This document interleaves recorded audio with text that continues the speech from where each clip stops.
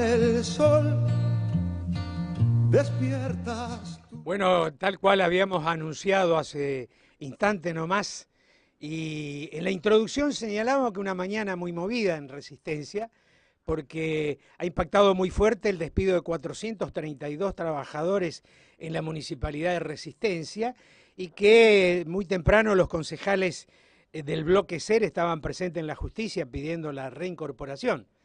Pero señalábamos algo que tal vez la intención de esta nota va a tratar de cubrir, digamos, las incógnitas y las preguntas que nos hacemos diariamente: qué ocurre en la Argentina, porque esto que está ocurriendo se da con una ausencia total de la política. Hace pocos días nomás, el domingo, te advertimos que una gran movilización, dice que la más importante de los últimos tiempos, una ausencia total de los dirigentes sindicales, una ausencia total de los dirigentes políticos, y la nota más importante del día 24 ha sido la nota de Estela de Carlotto, que dijo, miren lo que dijo que hay que cansarlo al presidente para que se vaya lo más pronto. Es decir, esto a nosotros nos dio una idea que dónde estamos, con quién estamos, quién nos acompaña, como diría el Chavo, y ahora quién nos va a ayudar, ¿no es cierto? Entonces, en este intento yo creo que hay un esfuerzo muy grande, muy importante en los últimos años, muy consecuente, muy comprometido, de un economista, el licenciado en Administración, fiscalista, el licenciado Héctor Luis Giuliano, quien permanentemente a través de los medios que puede, porque sabemos concretamente que esta opinión y esta posición que estamos sustentando no es, digamos, deseo de los medios tradicionales de publicar ni que transcienda. Yo le decía recién al licenciado Giuliano que vamos a tratar de darle difusión a nivel nacional, porque advertimos y notamos que estamos solos, y frente a eso, ayer el presidente de la República anuncia y amenaza: eché 50.000 y voy a echar 70.000 trabajadores más. Entonces nosotros decimos, pero ¿dónde estamos? ¿Qué es este gobierno, digamos, que es indiferente frente al impacto social que va a provocar el despido hipotético de 120.000 trabajadores, ¿no es cierto? Más otras medidas que se vienen anunciando, con un silencio de todo el sistema político, ¿no? Y yo recordaba recién que Perón decía que el que renuncia a la política renuncia a la lucha, el que renuncia a la lucha renuncia a la vida, porque la vida es lucha, precisamente, decía Perón. Entonces, con esta idea de darle al Chaco hoy, porque estamos transmitiendo en radio 90.3 y en simultáneo por www.losprotagonistastv.com.ar, y vamos a difundir a todo el país este reportaje que nos da mucha expectativa para decir, licenciado Giuliano, muy buenos días, ¿cómo le va? Buen día, Tilio. En principio, muchas gracias por su llamada. Saludos a los oyentes. Es un gusto poder tomar contacto con la opinión pública allí en Chaco, dentro de, como usted bien decía, dentro de la limitadísima posibilidad de difusión que tenemos frente a los economistas del establishment, ¿no? Claro. Porque acá hay una opinión monolítica, es decir, hay una opinión oficial, no solamente del gobierno, sino de los medios que lo acompañan. Eso no es novedad para nosotros. Prestaba atención a dos o tres cosas que usted dijo rápidamente. La primera es el gran inconveniente en que las noticias van más rápido que la capacidad para interpretarlas. ¿Vio? Nos están mareando, tirando novedades todos los días, con una aclaración o reserva mía personal, que, ojo, que gran parte de esas noticias son distractivas de lo que realmente está ocurriendo. Dice un refrán que la forma de ocultar un elefante, la mejor forma es mezclarlo con otros 20 elefantes. O sea, cuando hay una noticia importante, agrandar, inflar otras noticias paralelas. Y eso creo que está ocurriendo ahora en forma planificada. Porque yo me dedico, como usted presentaba, a temas de finanzas públicas. Y el principal problema de finanzas públicas es la deuda. Y usted fíjese que se habla de todo menos de la deuda. Así que ya arrancamos con el pie izquierdo. porque sí, estamos hablando del gasto público, del sobredimensionamiento del Estado, del personal, de las empresas públicas, sí, podemos analizar y discutir cada uno de esos rubros, pero ya es notable que el principal problema de las finanzas públicas es la deuda pública y nadie dice nada. Se dice que se quiere acabar con el déficit fiscal, pero la principal causa del déficit fiscal es la deuda y sus intereses. La gente ignora, porque no se lo dicen, cuánto está pagando por día de intereses el Estado. Ahora se han hecho más difíciles las cuentas porque el Estado no suministra cuentas claras al respecto, ni oficiales. Hay que deducirlas según la tasa de interés y, para no complicarla a los oyentes, la tasa de interés efectiva, la que efectivamente se paga. Si uno suma la deuda del Tesoro Nacional, que ya llega a unos 400.000 millones de dólares, y la paralela deuda del Banco Central, que es una cuenta separada y que en pesos solamente por pases pasivos son 33 billones de pesos. Entonces, haciendo una cuenta medio de almacenero, pero rápida y sobre la base mínima, a mí me da que por día se están pagando de intereses solamente entre 110 y 140, 150 mil millones de pesos. ¿Alguien dice algo de eso? ¿Alguien dice media palabra de esa sangría? Con todo realismo y con toda crudeza, desde la época que yo estudiaba hace décadas, ¿no? Cuando estaba en la facultad, que decían, y sí, el problema de la administración pública es que el Estado actúa en gran medida como un fondo de desocupación encubierto. Es cierto. Gran parte de las oficinas públicas, nación, provincia, municipios, están sobredimensionadas en algunos casos por clientelismo político. Eso lo sabemos todos, eso está, pero ahí pagan justos por pecadores, es decir, porque hay gente necesaria que trabaja y gente que está cobrando un sueldo por allí sin trabajar. Eso no es de ahora, eso es de siempre. Pero más allá de entrar a discutir eso, ¿cuál es el peso relativo de lo que nos vamos a ahorrar? ¿Verdad? Es decir, me parece que este gobierno está apuntando a ahorrarse los centavos mientras dilapida los pesos. Porque el presidente Milei, por ejemplo, dice con mucha resolución, con mucha entereza, con mucha supuesta valentía, entre comillas, cuando dicen hay que aumentar a la administración pública, no porque no hay plata. Al revés, le bajan el sueldo a la gente a través de la inflación, porque la inflación es una baja de sueldo real. ¿Hay que pagar a los jubilados? No, los peores de todo, entre los cuales me incluyo, ¿no? Los peores de todo. No. La inflación, a los jubilados y pensionados se les aumenta la mitad de la inflación. ¿Por qué? Porque no hay plata.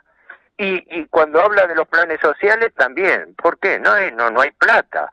Gasto público, no hay plata. Obras públicas, no hay plata. Ahora, cuando se llega a los intereses de la deuda pública con los especuladores financieros bancarios, ahí el discurso cambia. Ahí ya no es que no hay plata. Ahí dice, no, caballeros, esperen, la Argentina va a honrar sus compromisos tomados y consecuentemente a ustedes que nos cobran trabajo de usura, porque el interés es usura, ¿no? Y de una deuda que no vamos a poder pagar nunca y que vivimos pagando los intereses para renovar el capital. No, a ustedes, caballeros, a ustedes sí les pagamos. Y les doy un dato, mire, lo tengo acá porque lo bajé de enero, febrero, el bimestre, pero les voy a dar un dato que creo que es concluyente para los oyentes también. El mes de enero, como es sabido, el gobierno cumplió un récord histórico, tuvo superávit fiscal. Después de años, después de décadas que el gobierno tiene pérdida en su balance de caja, digamos así, ingresos por impuestos, contribuciones, etcétera, menos gastos, resulta que el gobierno tuvo un resultado primario que se llama ingresos menos gastos sin computar intereses de 2 billones de pesos. Caramba, es una noticia apabullante. Como el gobierno, con esta medida impietosa, aumentó los ingresos gracias a la inflación, porque la inflación es un impuesto. O sea, el mismo presidente que dijo que no iba a aumentar los impuestos, aumentó el principal impuesto, que es el impuesto inflacionario, porque a través de la inflación caen los ingresos reales de la gente. Por eso, desde que uno tiene uso de razón, todo el mundo en economía dice, y bueno, la inflación actúa como un impuesto, de lo cual el gobierno no pierde, porque cuanto más inflación hay, más recauda el gobierno por IVA, por ganancias, por bienes personales, por impuesto al cheque, etcétera. Fíjese que solamente en el mes de enero, este mes que hubo ganancia, el porcentaje de aumento anual de ingresos fue de 257%. ¿Qué me dice? 2 veces y media. O sea, el ingreso de este febrero de este año fue 2 veces y media el del año pasado. ¿Gracias a qué? Gracias a la inflación. En cambio, los gastos que tuvo el Estado aumentaron, pero aumentaron el 115%. O sea, 100 puntos menos. ¿Me explico? Le entiendo. Sí, sí, sí. Va. Ahora bien, perfecto, el gobierno obtuvo 2 billones de pesos de resultado primario. Para decirlo místicamente, somos ricos, nos ahorramos. En un mes, el gobierno, gracias a bajarle los sueldos, las jubilaciones, paralizar obras públicas, provocar recesión, a dejar que las empresas remarquen precios, se ahorró y tuvo un superávit primario de 2 billones de pesos. ¿Qué hizo con esa plata? Las 3/4 partes, 1,5 billones, lo dedicó a pagar intereses. Caramba, en un mes se pagó 1,5 billones de intereses, mientras la recaudación aumentó 257% y los gastos en cambio aumentaron 115, aumentaron 100 puntos menos. Los intereses aumentaron 350%, o sea, 3 veces y media. Perdón que fui quizás muy rápido y no quiero marear a los oyentes. Bien claro, licenciado. Pero síganos, no, tranquilo. pero esto desnuda una realidad. ¿Para qué es el ajuste? Para pagar deuda. Y ni siquiera para pagar deuda, para pagar intereses de la deuda. Porque entonces, pagando intereses de la deuda, nos adherimos a la lógica de la usura. La lógica de la usura es que el deudor nunca pueda pagar el capital y viva pagando intereses. Ese es el negocio del usurero. No que el deudor le pueda cancelar la deuda, sino que no se la pueda cancelar nunca, porque sobra capital financiero en el mundo y lo que hacen es colocarlo a través de deudas públicas. Como la deuda pública no se puede pagar, le piden cada vez más intereses. Y los ajustes, supervisados por el Fondo Monetario Internacional, se hacen para que el país pueda ofrecer este resultado. Señores, ven, le decimos que no a todos los gastos, pero a ustedes no, a ustedes les respetamos religiosamente sus ingresos y ustedes cobran por intereses, ¿no?, el resultado de nuestro superávit fiscal, que obtenemos a costa de sacarle plata a los asalariados, a los jubilados, a los planes sociales, a paralizar obras públicas, a aumentar la presión tributaria.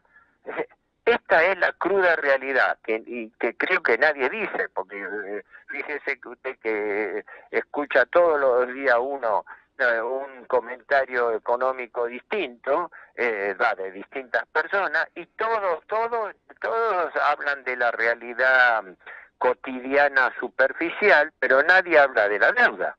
¿Cómo? Es como tener un monstruo del tamaño de un elefante en el living y negar su existencia. ¿Me explico? No sé si Perfecto. Continúe nomás. Cuando usted dice listo, porque habíamos hablado del límite de su tiempo, así que no hay problema. Estoy un poco limitado, pero es un gusto hablar y yo aprendí de un profesor mío, una regla que trato de aplicar siempre. Me decía este profesor, dice, Juliano, dice, hay que hablar para los que quieren escuchar. Sí, sí, Y sí. mientras haya gente que quiere escuchar, desde ya estoy a su disposición si Yo usted le hago, tiene otras inquietudes. yo repito algunas cosas rápidas que después, escuchando más tranquilo sus declaraciones, lo voy a hacer más preciso. Pero usted habla de una deuda del gobierno argentino de 400.000 millones de dólares, Sí. y habla de una deuda al sistema financiero de 33 billones. Billones de pesos a través del Banco Central. 33 Hay que billones. aclararle a los espectadores que Sí, son dos cajas distintas, no nos sí, confundamos, porque la deuda pública nacional no la conocemos. claro, La deuda pública nacional tiene varios capítulos. El más conocido, que se habla siempre, es la deuda en cabeza del Estado Central, la claro. que tiene la tesorería del Sí, Ministerio de sí. Economía, que son unos 400.000 millones de dólares, Bueno, el equivalente a un producto bruto. Pero exacto. paralelamente, el Banco Central, que es una cuenta independiente, debe en pesos, ojo, no confundamos, en pesos debe 33 billones de pesos. Y paga Pero hoy en día, diariamente. con un dólar a 900, Sí, casi son, no tengo acá la cifra, pero la conversión daba 3.000 unos... millones de dólares. ¿Cómo? 3.000 millones de dólares más o menos. No, 35.000. 35.000 millones de dólares. Sí, no tengo acá los cálculos, Sí, pero sí, me sí. da más o menos eso. Sí, Ajá. sí, sí. Y diariamente, los intereses diariamente No, son 3 billones. no, es Ciento, solamente el Banco el Central que Banco se puede Central. calcular bien Sí, porque está el balancete semanal. sí, Me da que en pases pasivos, los pases pasivos sí, son obligaciones del Banco Central a un día de plazo. sí, Un día de plazo, quiere decir que el gobierno no paga nada porque renueva todos los días, claro. con lo cual esa deuda crece y los intereses de esa deuda también. Ahora pagan una tasa de interés del 80% anual. Ajá, Eso quiere decir que si lo tomamos fríamente, solamente por intereses, en un año se paga, sobre 33 billones, se pagan 26 billones y medio de pesos de intereses. claro.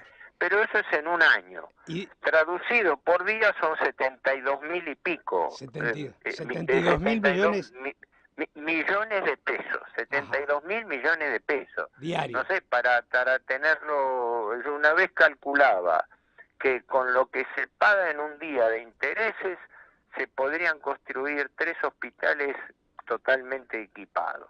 Claro, No creo que ahora la relación varió por el tipo de cambio, pero y claro, se podían construir entre 80 y 90 escuelas para claro. que la gente tenga idea de la plata que cuando hablan de dilapidar el dinero, la plata que se dilapida en pagar intereses usurarios, porque todo interés es usura, la palabra exacta es usura, no es Claro, interés. claro, El interés es la forma de calcular la usura, claro, pero la usura es el alquiler del capital prestado. claro, claro, Entonces usted toma préstamo y toma usura, claro, ¿no? Se lamentan de que el gobierno no imprima. Pero ¿cómo no imprima? Por el gobierno, por el dinero que imprime el gobierno no paga interés, mientras que por la deuda sí paga interés. Entonces, ¿por qué tanto discurso lamentoso de decir no se va a emitir un centavo? Pero no completan la frase. No se va a emitir un centavo porque eso no le cuesta nada al Estado. claro, Se va a tomar deuda, que eso sí le produce gasto al Estado. Y entonces la directiva viene, no emitan dinero, emitan deuda. claro, Y entre emitir dinero y emitir deuda, cualquiera que tenga dos dedos de frente sabe que es preferible emitir deuda, porque por la deuda no se paga interés, para emitir moneda, porque por la moneda que se emite no se paga interés, mientras que por la deuda sí.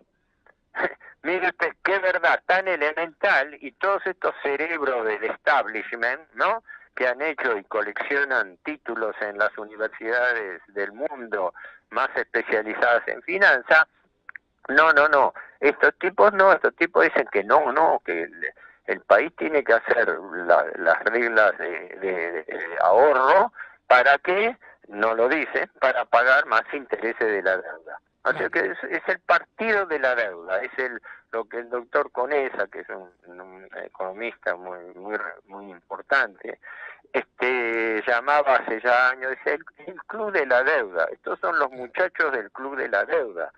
Vienen a endeudar el país, porque para no darse mucha manija con este tema. El señor Caputo es un endeudador serial.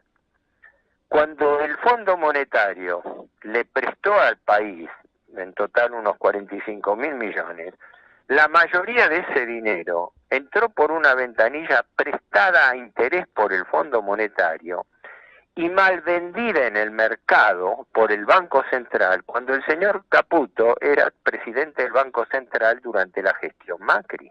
Claro, claro. El mismo presidente Milei, el actual presidente Milei, lo acusó a Caputo de despilfarrar 15.000 millones de dólares. Y tiene razón, a mí me daba 17.000. ¿Por qué? Porque si usted se endeudó con el Fondo Monetario para tener dólares y resulta que esos dólares, en lugar de retenerlo en la reserva, los vendió alegremente al mercado cuando el dólar estaba atrasado, los rifó, los entregó. O sea, nos quedamos con la deuda y la plata fue a parar, no sabemos a quién, pero los trascendidos dieron una larga lista de beneficiarios que compraron deuda barata, que eran incluso miembros del gobierno Macri y del gobierno kirchnerista también. Ahí se pegaron todos, es decir, el que tenía información privilegiada compraba, claro, era jauja. No había habido devaluación y le estaban vendiendo dólares baratos que venían no del ahorro del Estado, de haberlos pedido prestado a interés. Eso es una criminalidad. Yo me endeudo para rifar la plata que me endeudo. Eso es directamente una irregularidad, un delito. Pero de eso no se habla, ¿no? Es una regla constante, sí. Así que cuando el Fondo Monetario Internacional nos presta los 45.000 millones de dólares, ¿cuánto estaba el dólar en la Argentina? Yo, si no me acuerdo mal, cuando después de eso, después del saqueo, después del negociado con el Fondo Monetario, que fue el desembolso, fue en junio del año 2018. Sí. La gran venta de dólares que hizo Caputo al frente del al frente del Banco Central fue entre julio y agosto. Recibió un primer desembolso del fondo de unos 18.000 millones de dólares y en 2 meses se vendieron 17.000. O sea, lo que entró por una ventanilla se vendió en el mercado. Así que esos 17.000 millones, digo yo así hipotéticamente, 50 pesos, digamos, hoy tranquilamente lo están cambiando por 1.000 pesos por dólar. Ah, bueno, el que los compró en su momento, pero ese ha sido el negocio de Caputo. En ese momento entiendo que después de eso, ahora no estoy seguro con la fecha, después de esa irregularidad, después de ese negociado, porque ahí juega el que tiene información privilegiada, ¿no? Se fijó el dólar a 60 pesos, pero después, por acuerdo entre Macri y Fernández. O sea, primero vendieron los dólares y después hicieron la devaluación. O sea, dos negocios hicieron, con los 60 y con los 1.000 ahora. Y bueno, lo mismo volvió a ocurrir bajo la gestión Massa en el Ministerio de Economía y volvió a ocurrir con la mega devaluación de Milei de diciembre, cuando hizo una macro devaluación que llevó el dólar a 800 pesos y ahora está en 900. Es que todo sería largo de explicar, pero la esencia de todo esto es que la finanza está matando la economía. Ajá. Porque la gente cree que finanzas, economía, claro, no tiene la culpa porque no se lo explican, ¿no? Pero cuando hablamos de economía nos referimos a la economía física o real, a la economía de la inversión, de la producción, del trabajo, de la comercialización de bienes y servicios. Esa es la economía que la Argentina tiene un potencial increíble, desaprovechado. En cambio, cuando hablamos de finanzas, nos referimos al arbitraje entre tipo de cambio, tasa de interés, derivados, especulación financiera bancaria, bicicleta financiera, carry trade, cosas que la gente no entiende un comino porque no se lo explican, al revés, se lo hacen más complicado que antes, ¿no? Como decía, siempre cito la frase de Scalabrini Ortiz, ¿no? Y eso lo decía década del 50 del siglo pasado, ¿no? Decía, cuando usted, un economista, le explica algo y no lo entiende, dice, hágaselo repetir despacito y que se lo aclare. Y si aún así no lo entiende, es porque lo están estafando. Claro, claro. ¿No? Bueno. Y esto pasa ahora así. Imagínese, se lo estoy diciendo justamente con los números en la mano. Sí, no hay plata para nadie, no hay plata para nadie. Pero ¿por qué no dicen que están batiendo récord de pago de intereses? Claro. ¿Por qué no dicen quiénes son los acreedores de la Argentina? La Argentina debe 400.000 millones de dólares. No sabemos a quién se los debe. La deuda es anónima porque el gobierno mantiene en secreto la titularidad de los acreedores. Claro. El Banco Central debe 33 millones de pesos por pases pasivos. Lo mismo, ¿a quién se los debe? No, esa información no la damos. Y nadie la pide siquiera. Yo me he estrellado tratando de tener acceso a la información y resulta que se cacarea mucho con respecto al periodismo y la libertad de acceso a la información, etcétera. Pero vaya a pedir usted esta información. El Ministerio de Economía, que licita millones y millones de, miles de millones de pesos por quincena, no da publicidad quiénes son los que compran esos bonos o quiénes los renuevan. ¿Por qué se mantiene en secreto la deuda pública? ¿Por qué es secreto saber quiénes son nuestros acreedores? El otro día se destapó, vio uno de los tantos escándalos kirchneristas, ¿no? Que fue este de los seguros, a lo cual aparecía vinculado el expresidente Alberto Fernández, ¿no? Y que tienen razón, es sabido que el negocio de los seguros del Estado es un antro de corrupción es un gran propio. Negocio. Y sí, como pasa con la aduana, como pasa con la hidrovía, como pasa con un montón de eso, son agujeros negros, ¿no? Bueno, sí, perfecto, estamos todos de acuerdo, yo lo aplaudo con las dos manos y los cuatro si tuviera. Perfecto, pero ¿por qué no hablan de a cuánto se gasta y a quién con las colocaciones de deuda pública? ¿A quién colocamos? ¿Cuánto se paga de comisiones? ¿Cuánto se paga de gastos? ¿Cuánto se paga de asesoramiento a los estudios financieros que intervienen? ¿Cuánto se paga a los bancos colocadores? ¿Cuánto se paga a las agencias de calificación de riesgo? Hay un montón de entidades que juegan en esta corrupción de la deuda pública. El negocio de lo que le decía el doctor Conesa, llamaba con razón hace décadas el club de la deuda. Mientras tengamos un club de la deuda cuya finalidad es endeudar al país, la economía argentina nunca va a levantar cabeza, nunca, por definición, porque si un tipo tiene que venir a invertir en la Argentina, mira el país y dice, ¿qué me conviene más a mí? Invertir dinero para comprar terreno, levantar una fábrica, contratar personal, etcétera, etcétera, etcétera, o entro y le presto al Estado y me transformo en acreedor del Estado y al día siguiente de traer la plata ya estoy ganando dinero por intereses. ¿Quién va a venir a hacer inversiones? Solamente vienen las inversiones que les interesa a las empresas multinacionales tenerlo por su propia política de economía internacional, claro, que es lo que está ocurriendo con el petróleo. Se han repartido el mercado del petróleo argentino, sobre todo Vaca Muerta, se han repartido el negocio del litio, por ejemplo. Sí, la Argentina es muy rica en litio, pero la explotan empresas extranjeras. Se han repartido el mercado del oro, de extracción del oro de la minería de alta calidad, pero ¿quiénes lo explotan? Empresas extranjeras. Entonces tenemos un país rico, pero cuyos recursos naturales están en manos extranjeras. Fíjese usted lo que pasa en materia de campo y exportación. Los principales terratenientes argentinos ya no son argentinos, son extranjeros.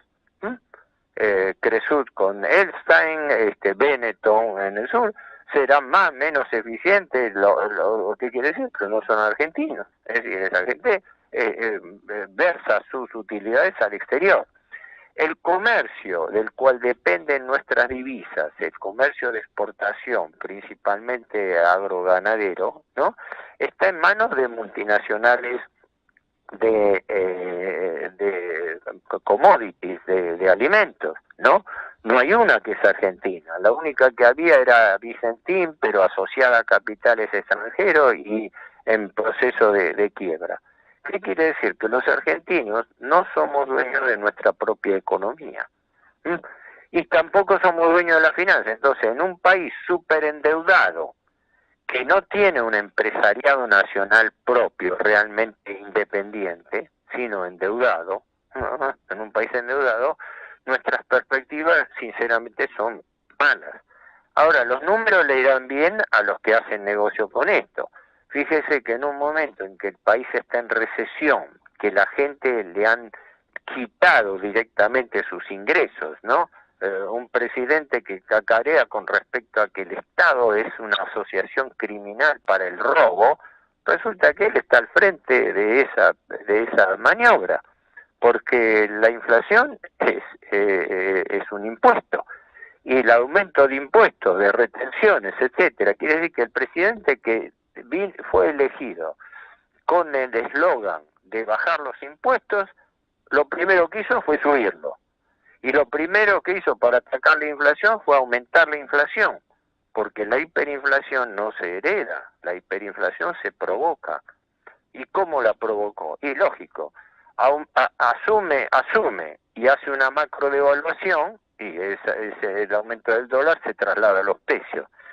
A los empresarios les permite una remarcación salvaje de precios que recién ahora, en marzo, se acuerdan tímidamente de pedirles que, bueno, muchachos, rebajen un poco, como ellos mismos dicen, se han pasado de rosca, como dice, sí, pero los precios siguen subiendo, no es que los han bajado. Claro. El ritmo de aumento que vive esa, yo llevo, la inflación con masa estaba en el 10% aproximadamente mensual, viene Milei y la sube al 25%. Después en enero la mantiene en el 20%, pero bajó un poco. Después en febrero 13 y pico.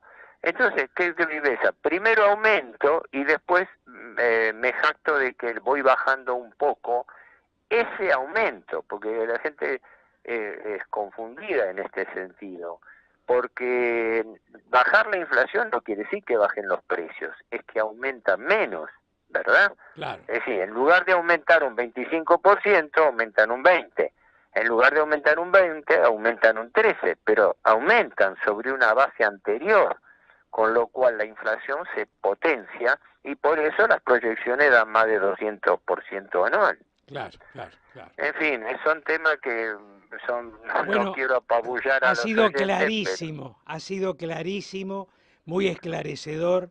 Y le digo que viene bien en un momento especial que es un llamado serio de atención a todo el sistema político, que como usted dice, frente a los anuncios distractivos, no solamente son cómplices de los avisos de los anuncios distractivos, sino que también son cómplices del sistema central, que usted lo expuso con mucha claridad.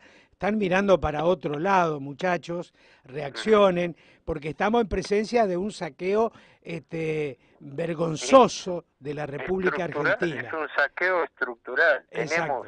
Tenemos una economía, empresas y consumidores pobres frente a bancos y empresas financieras súper ricas que están ganando plata a paladas, gracias a que la Argentina es el país que paga las tasas de interés más altas del mundo, 80% anual. Claro. En Estados Unidos se discutió porque llevaron de 2,78 a 3 y pico la tasa de interés anual, y acá están en 80. Imagínense la magnitud del negocio que está en juego. Pero yo bueno, sí, pues sí, No, siga, siga, siga. le fui útil, me alegro. Extraordinario, Estamos en extraordinario. Ha contacto. sido muy esclarecedor y lo comprometo. Seguramente vamos a conversar por línea privada. Vamos a acordar en los próximos días tener la posibilidad de salir nuevamente al aire, pero ha sido muy importante. Y le digo que yo Bueno, aprovecho para decir al sistema político, muchachos, reaccionen. Reaccionen ajá, porque el tema tiene una gravedad tal que ya estamos transitando los caminos de la traición a la patria frente a la indiferencia de todo el sistema político que está especulando con la caída de Milei y sí. viendo de qué manera van a No, directamente continuar. la clase política es cómplice. La casta a la Exactamente. que hacía referencia y hace referencia a Milei nunca está clara, ¿verdad? Porque él hace una difusa referencia a la clase, a la casta, entendiéndola como casta política. Así es. Pero hay una contradicción. Primero, la casta política es la que está aprobando estas cosas, está dándole el consentimiento. Y después, él habla de la casta política, pero no dice media palabra de la casta financiera, que es la que manda a la casta política. Claro, claro, Porque claro. los legisladores, en definitiva, terminan haciendo lo que el capital financiero manda. Así es. Muchas Bueno, gracias y ok, estamos... mi deseo de felices Pascua. Igualmente, felices Pascua para usted y para los oyentes. Bueno, Gracias por llamar. gracias, Adiós. muy amable. Chao, chao.